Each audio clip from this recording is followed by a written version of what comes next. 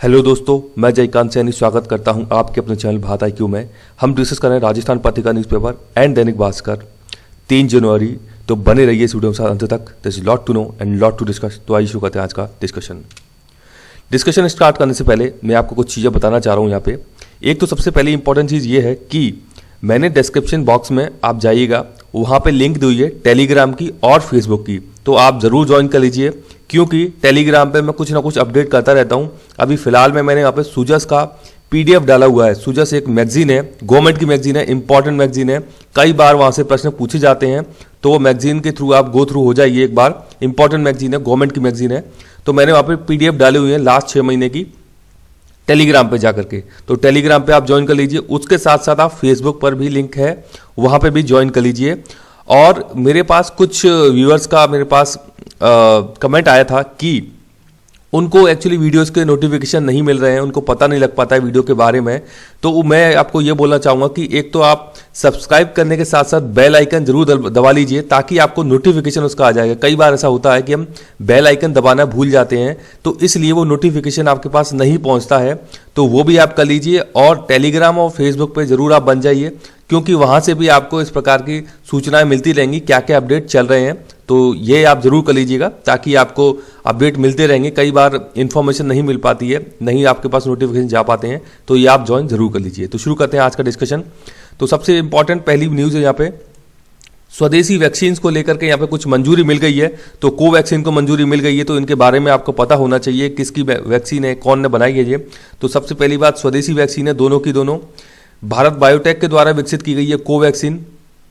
अब मेरे को ये बताइए, आप कमेंट बॉक्स में बता चुका हूं पहले आपको मैं, भारत बायोटेक के साथ कौन सी दूसरी संस्था है जिसके साथ मिलकर के कोवैक्सीन बनाई गई है? दूसरी वैक्सीन है कोविशील्ड। तो याद रखिएगा, कंफ्यूजन हो सकता है, डायरेक्ट प्रश्न पूछा सकता है कोविशील्ड किसने बनाई है? तो ये बनाई है सीरम संस्थान पुणे के द्वारा। पुणे में स्थित है सीरम संस्थान जिसने कोविशील्ड बनाई है। और कोवैक्सीन को बनाया है भारत बायोटेक, और एक और दूसरा संस्था है जिसने उसको बनाया है। भारत बायोटेक कहाँ पर स्थित है, किस राज्य में स्थित है भारत के, वो भी कमेंट बॉक्स में कमेंट करके बताइए। पेज नंबर में बात की जा रही है, ये बात की गई है 1000 प्रवासी पक्षियों की मौत का मामला सामने आया है। कहाँ पे आया है? हिमाचल प्रदेश में है ये। इसका नाम है पौंग डैम। पौंग डैम कहाँ पर अवस्थित है? तो ये व्यास नदी पर अवस्थित है। ये आपको पता होना चाहिए। यहाँ से प्रश्न बन सकता है कि पौंग डैम कहाँ पर स्थित है? तो हिमाचल प्रदेश में व्यास नदी पर स्थित है पौंग डैम। इंपॉर्टेंट डैम है।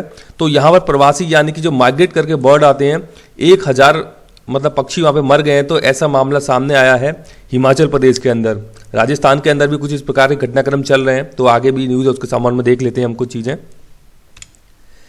पेज नंबर 8 में बताया जा रहा है कि एशिया की पहली मैकेनाइज्ड खान बंद होने जा रही है। ये बात की जा रही है पन्ना मध्य प्रदेश की। तो एशिया की पहली हीरा खादान थी ये। हीरा खादान का तमगा मध्य प्रदेश के हाथों से छीना गया।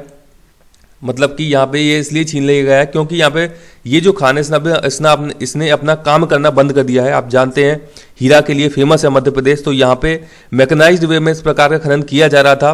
तो यहाँ पे एक ये ऑर्गेनाइजेशन है, इसका नाम है नेशनल मिनरल डेवलपमेंट कॉरपोरेशन। ये यहाँ पे उत्खनन का काम कर रही थी पन्ना के अंदर। अब यहाँ पर इस ऑर्गेनाइजेशन ने काम करना बंद कर दिया है, उत्खनन का काम बंद कर दिया है पन्ना के अंदर।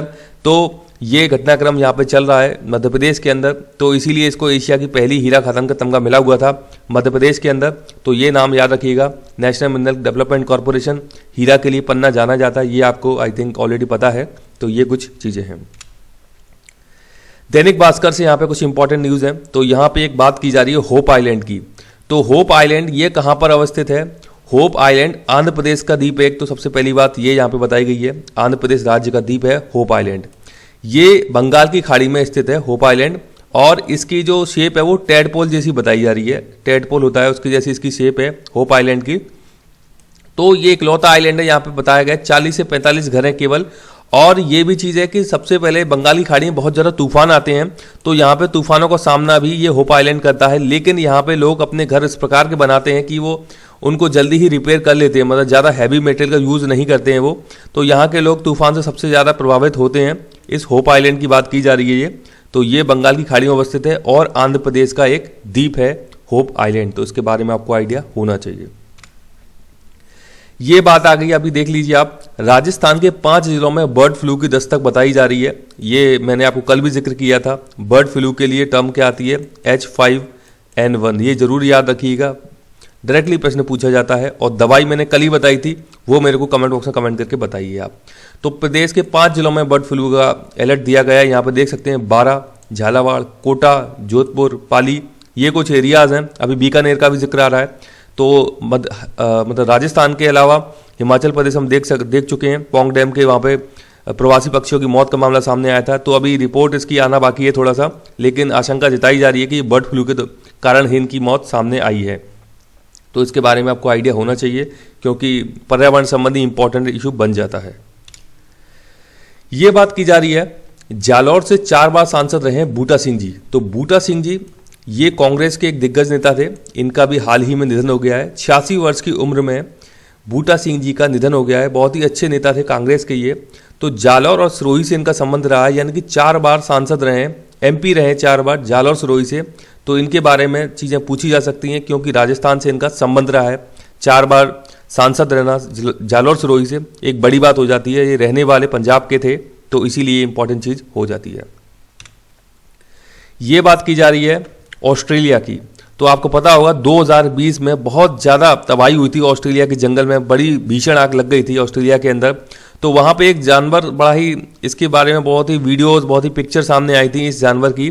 तो बड़ा ही ह्यूमन फ्रेंडली जानवर है ये। इस जानवर का नाम है कोआला।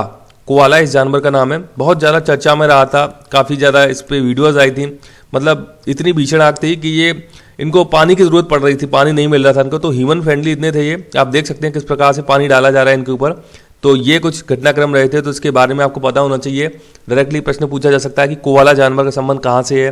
तो ऑस्ट्रेलिया में ये पाया जाता है कोआला जानवर। तो ऑस्ट्रेलिया के अंदर बहुत बड़े स्तर पर ये आग फैल गई थी, तो काफ़ी ज़्यादा चर्चा में रहा था ऑस्ट्रेलिया। तो इसके बारे में आपको आइडिया होना चाहिए। तो मुझे आशा है कि वीडियो आपको अच्छा लगा होगा। यदि वीडियो अच्छा लगा है तो ज़्यादा से लाइक करें, शेयर करें, सब्सक्राइब करें, ताकि और भी लोग इस वीडियो का फायदा उठा सकें। आप मुझे अपने सुझाव कमेंट बॉक्स में या मुझे ईमेल भी कर सकते हैं। इसी के साथ धन्यवाद, मिलते हैं अगली वीडियो में।